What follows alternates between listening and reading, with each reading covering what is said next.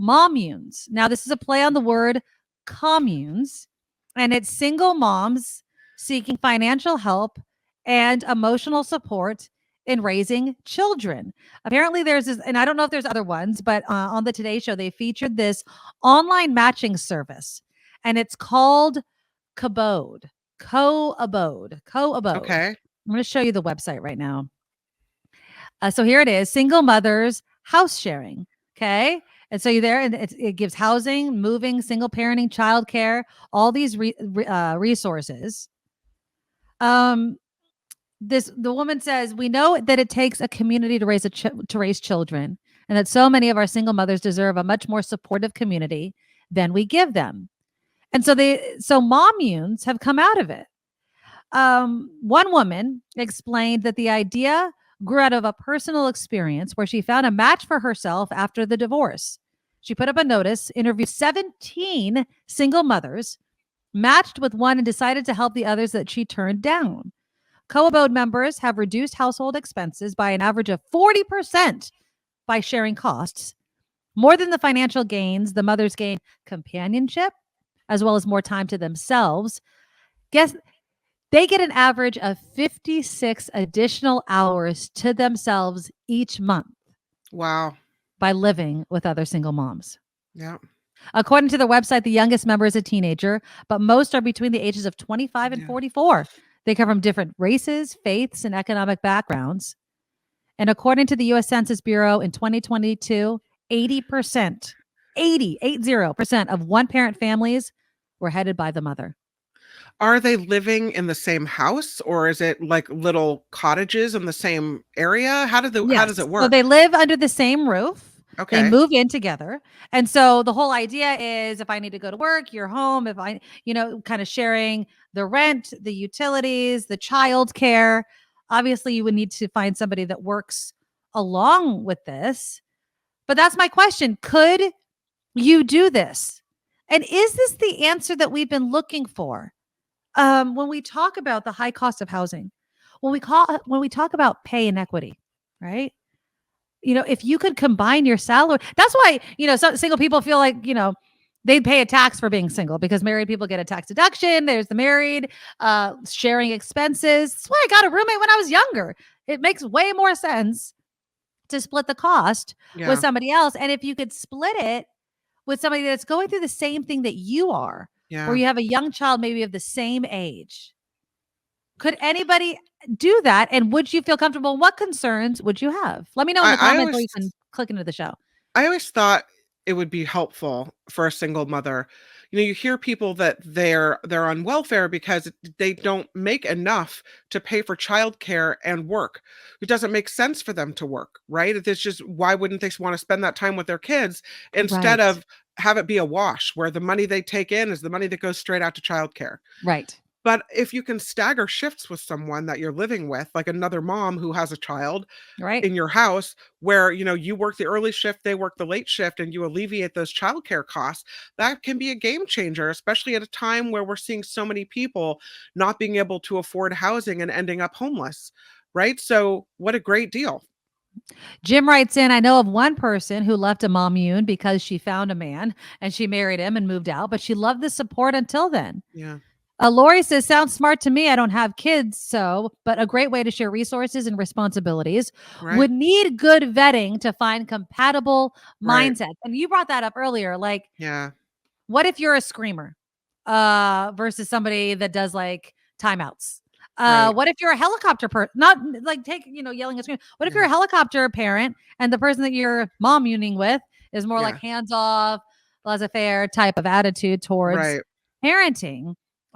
Could you learn from each other though? Right? Like, hey, maybe you should kind of watch a little bit more because they're on their devices all the time and you don't know what they're doing or you don't know where they are, versus, you do need to empower your kid to be on their own, make their own decisions, handle their own problems. So I could actually see people that come from different parenting perspectives giving to each other, but there would have to be a personality component where you would be Right. open to that Right. versus just throwing two completely different parenting ideologies under the same roof. And I could see that, going to hell in a handbasket real quickly. Calvin says it's a good idea. It would be better if employers paid them better too, underpaid compared to managers. Okay. You would have to have trust for the others, but let's face it, we're an isolating society. And I love that you brought that up, Knit One, Peer One, Very because true. Yeah. it's true. And I kind of teased this when we were talking about it. When I was flying home from Hawaii, I saw this video, and I wanted to find the name of the company and I couldn't find it again. It was just on my phone. But it was selling these huge plots of land that came with home designs. They had the water, the sewer, the electricity, and it was designed for multi-family housing. And then when you watch, now of course this was like in places like Texas and Wyoming and places like that, right? Not here where we don't have a lot of land necessarily, depending on where you live, for something like this, but but they were basically saying the historical moving away of multi-family plots of land, not Right. necessarily in the same building or under the same roof, but just even down the way a little bit, right? Like Kim, I would argue you kind of have a little bit of it simply because you live next door to your mother, which is She's next awesome. door though in a whole separate house. Right. So But if like it she was, but if you needed her to watch your kids, you could just kind of go over oh there, yeah. right? As a I matter of mean, fact, my kids will say they call her Mimi. They say I'm right, going to Mimi's. right. So they're over there all the time. And But I think about love that. that they're growing up with her being close to them. It's awesome. Exactly, Mhm. exactly. I mean, even my parents, even though they're a mile away, like Yeah. literally 1 mile away, it is so nice to know that, like, my son will say it all the time. He's like, I'm going to go walk Nugget to grandma's house. Yeah. Bye. Okay. Bye. And it's awesome. He wasn't able to do that at our old place. Now, would I want to live, and I'm just imagining Texas or Wyoming, let's say 10 acres, right? Would you want to build one house on 1 acre, another house on another acre, not exactly next door? You still have your own space, but your family's there. You're building wealth, right? Because land is Right. finite. So you could be doing that in and of itself. Would it have to be blood relatives, or could you do it with other families that you love and care for? I mean, the funny thing with tiny homes, for instance, you always see it is, me and my girlfriends, after our husbands die, we're all going to get tiny homes next to each other and just live and, Right. and, and do something like that. I think that there might be something in us as human beings that long for that. And You would moving have away to from it has hurt us as you a would have to society a little bit. really trust the people though to put yourself like, in a financial relationship that would be hard to extricate yourself Yes. from. It would have to be in the right situation, I think. I agree with you. That would definitely, you would have to write up Mhm. some sort of contract that clearly spelled out what would happen. So, for instance, Yeah. if you're on an acre and let's say it wasn't even family or it was family, but they took the other acre and then wanted to move, I wouldn't want them to just sell to someone willy nilly. I would Right. want to know who the person is. Do they fit in to our whole idea here? Because then you could just go back to doing these kind of single family home neighborhoods, which are Yeah. really isolating. I mean, think about it when you drive home. And I know some neighborhoods are better than others. Like in my neighborhood, I waved my neighbors. I know my direct neighbor and my across the street neighbor, and I've Mhm. only been here a couple of months, right? Very, very friendly neighborhood. I know the people. My parents' neighborhood, a mile away that I grew up in, I know pretty much everyone on the street. It's awesome.